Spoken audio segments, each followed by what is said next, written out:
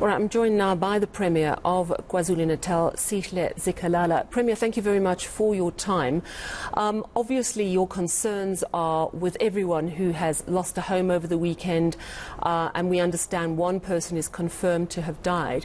I'm just wondering, it must have come very real for you when you realised your own home had to be evacuated around the floods. Tell us what went through your mind when you realised that your own home was potentially in danger.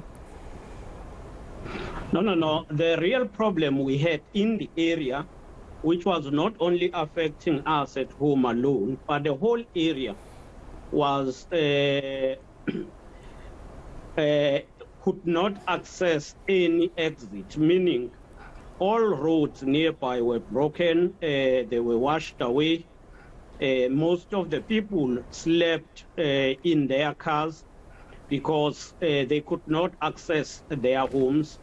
Some of the cars were flushed away in the area. And that was a traumatizing situation to experience.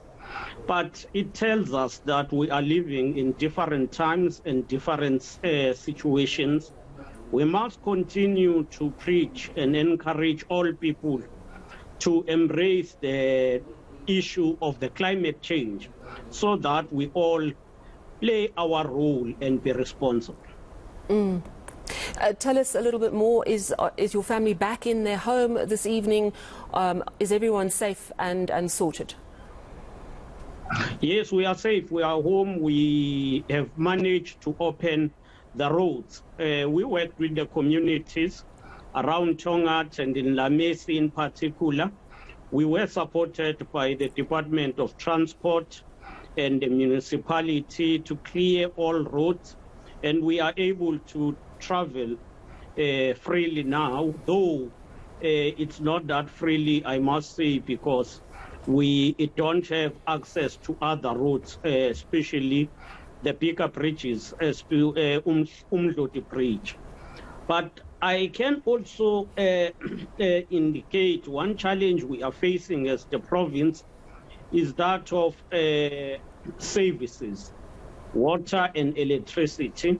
And in this regard, it's not just a weakness of the municipality, but is the severity of the storm, the impact, because you'll find that number of substations get destroyed, get damaged, and therefore the connection of electricity will not, you will fail to have the electricity connection.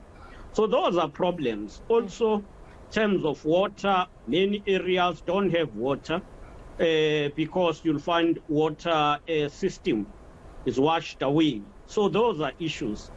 And we are now facing a situation where even the rebuilding process that was starting to happen is regressed because of this situation.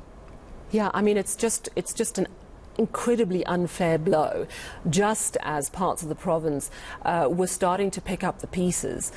Have you any idea how many more people have been affected? I mean, do you know how many people are now being housed in temporary accommodation after this weekend? Well, in Tongat, we evacuated about 190 people, which include old people who are staying in retirement village. We also evacuated some in areas of La Mercy. And then in the south, around Tehes, the people who were staying in Tehes, which is a community hall, which is used as a shelter, had to be moved from that shelter again to an alternative shelter because that shelter was flooded.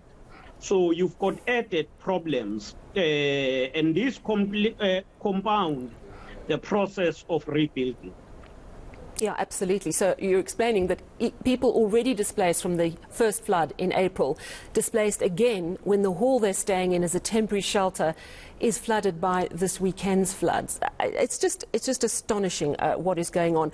The images that we're seeing of the roads, and you've mentioned the roads and that access is the real concern, but the particular image I'm thinking of is where there's a massive chunk out of the road, and you can see pipes that were running underneath the road completely exposed. Real concern that that road is not going to cope, because cars are passing within just a few meters of where that hole in the road is. I understand some work has been done on that road. I think you know the road I'm referring to. But just talk to me about safety on the roads, especially in weakened areas. What is being done to make sure the roads are not going to further be damaged? We are just from the meeting with the MEC for Transport, Community Safety and Liaison with the department and the engineers to work with them. They are working with the municipality to examine and do thorough assessment on all roads that were affected. It is clear that the rebuilding process will be intense, because it will need that you start by filling all of those areas that were washed away, but ensure that you do it in a way that is more scientifically strong, so that we don't get the same problem again. And that is affecting number of roads. But other roads, you'll find that they've got sinkholes, and you will need to assess how big is the sinkhole and ensure that it is protected so that people don't get into the sinkholes. Premier, my last question is one of morale.